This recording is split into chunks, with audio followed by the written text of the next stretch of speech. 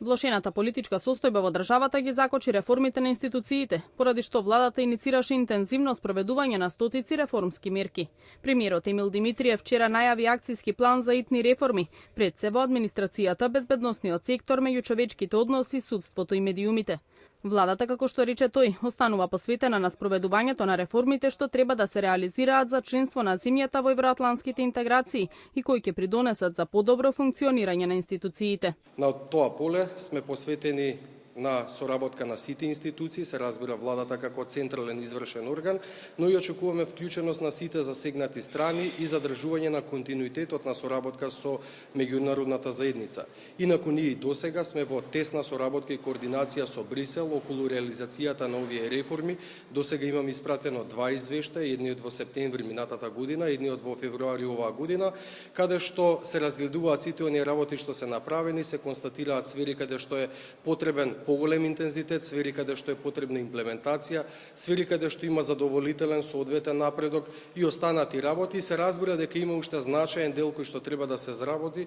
Владата, предводена од ВМРО ДПМН, останува посветена и на реализирањето на голем број проекти во насока на поквалитетен живот на граѓаните.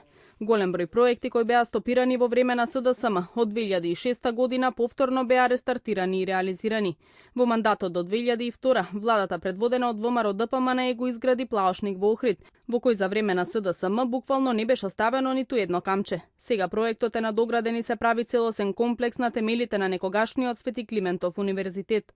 Целосно е завршен и објектот на гимназијата Зефјуш Марку, која беше ветувана повеќе од една деценија и која започна да се гради во 2003, заведнаш потоа градбата да биде стопирана, а објектот беше завршен за време на мандатот на ВМРО ДПМН.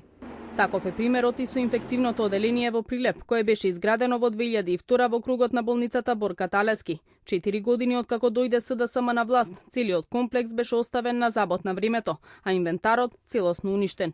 Овој објект целосно се реновираше во периодот од 2007 до 2008 година. Во време на СДСМ стагнираше изградбата на спортските сали, кој започна да ги гради ВМРО ДПМН во периодот до 2002 година. Проектот во 2006 беше рестартиран и досега преку Министерството за образование се изградени над 50 училишни спортски сали, а 34 се изградени преку Агенцијата за млади и спорт. Изградени се и 74 тениски игралишта, а 15 се во фаза на реализација. Од проектот за изградба на 100 повеќе наменски игралишта, 56 се завршени и ставени во функција, а 22 се во фаза на градба. Освен инфраструктурни проекти, од 2006 година до денес просечната пензија е зголемена за 79%, а најниската за 94%. Проект кој беше ветуван и од страна на СДСМ за време на нивниот мандат.